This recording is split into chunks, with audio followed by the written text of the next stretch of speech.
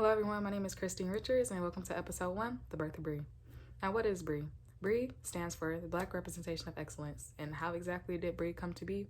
Well, it all started December 2nd, 2021 at my art class here at Michigan State University.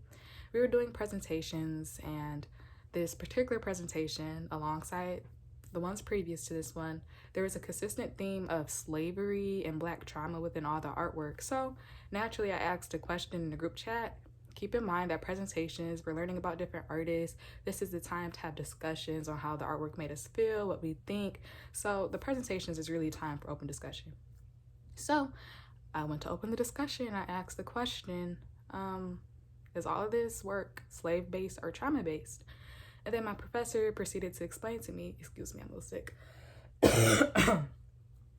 My professor proceeded to explain to me that yes, and that is very important due to critical race theory and all the things that's going on in the education system, that, you know, slavery be prominent in the art community. And I'm like, okay, but you know, I understand that it's important. However, at the same time, you know, as Black people, we are more than slaves. We didn't start existing when colonization came to be. Like, we existed before than that.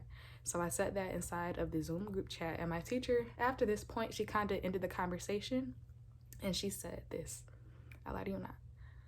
It's not the artist's job or responsibility to tell that story.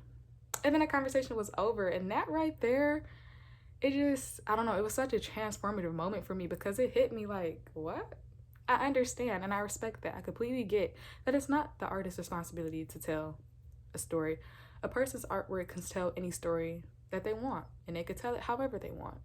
And it's also my right to dislike it. You know what I'm saying? But when it comes to telling a story, if we're gonna tell a story, shouldn't we tell this like whole story? You know what I'm saying? You know, I don't know. That right there. So then 2 days later, on December 4th, I sent a long email to my professor explaining to her, and I'll probably link the email below or copy and paste it, about how Black people are more than slaves. We didn't begin, how I stated earlier, when colonization took place. We come from a rich heritage. There's so much beauty and pride and excellence in being Black, and that's just simply not represented in the art community. And that was the gist of the whole entire email. And it just saddens me that the prominent story of Black people is slavery and trauma, when in reality we are so much more than that. And I completely understand that my professor does not control the art community, and the worst part about it and the most saddest part about it for me is that art class that I took was very diverse. And that to me is the saddest part, because the fact that the most, at least at university, I believe, diverse art class where we learn about multiple, many women artists, a few, I shouldn't say many artists of color, that the artwork that is most successful or predominant when it comes to Black people is trauma-based and slave-based. Yet at the same time, we see all the white people, we see them in royalty setting, we see the kings and queens painting, but when it comes to Black people, we just see slaves and we just see trauma. And that right there, it don't sit right in my soul and it don't sit right in my spirit, because it's not that kings and queens and this rich Black heritage doesn't exist, because it very much does. It's just not represented. It's not pushed. It's really not. And that right there, it don't sit right with me. And I'm going to say something else it might be a little controversial, but I really don't care.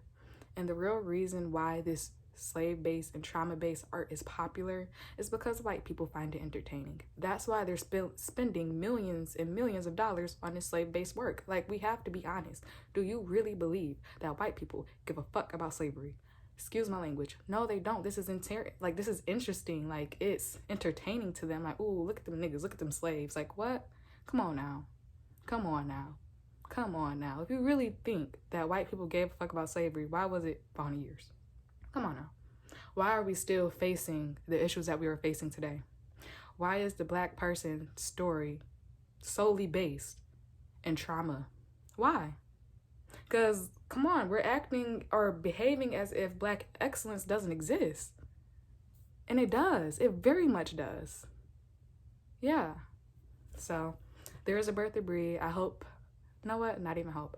I'm going to shed light on so much of the Black excellence that is out here today and just pushing it to the forefront and shoving it down people's throat because it's out here, and we really need to take pride in it and represent it, because they might not. They actually do not. So, we will. It's our responsibility to be the change we want to see. So, welcome to B.R.E.